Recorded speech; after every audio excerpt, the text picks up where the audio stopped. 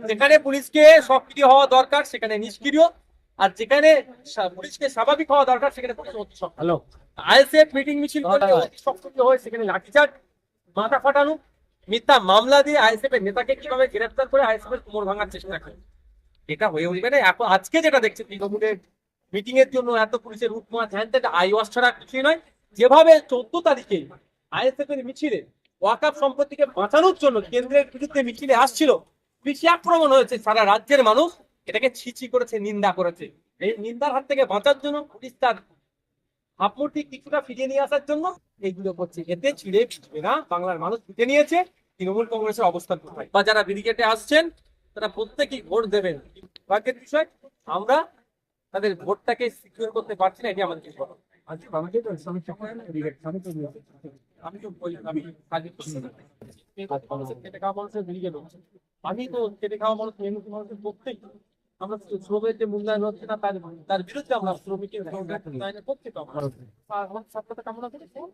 আইএসএফের সামরিকদের সভা সেখানে পুলিশকে কিভাবে দেখানো গেল আজকে আমাদের বিরুদ্ধে সবাই কি হতে দেখা গেল, রাস্তায় নামতে দেখা গেল ভাঙড় টিভিশনের দিচ্ছে সৈকত দেখো ডিসি স্যার বা এসি স্যার যারা আছেন, আমি জানাবো না, এতটুকু বলবো।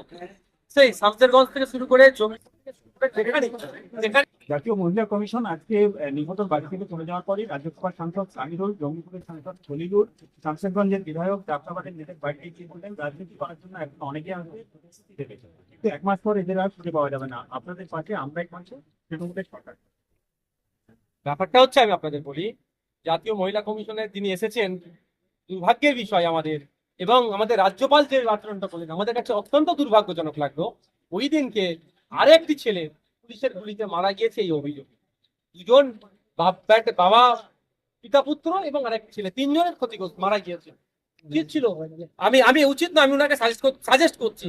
আমি ভেবেছিলাম যে প্রত্যেক যারা মানে ক্ষতিগ্রস্ত হচ্ছে তাদের কাছে যাবে। দুর্ভাগ্যের বিষয় এখানেও যেন একটা জাতীয় মহিলা কমিশন বা রাজ্যপালের ভিজিটটাও যেন কোনো জায়গায় আমাদেরকে একটা রাজনীতির ভিজিট দেখা হচ্ছে, এটা মোটেও কাঙ্ক্ষিত নয়।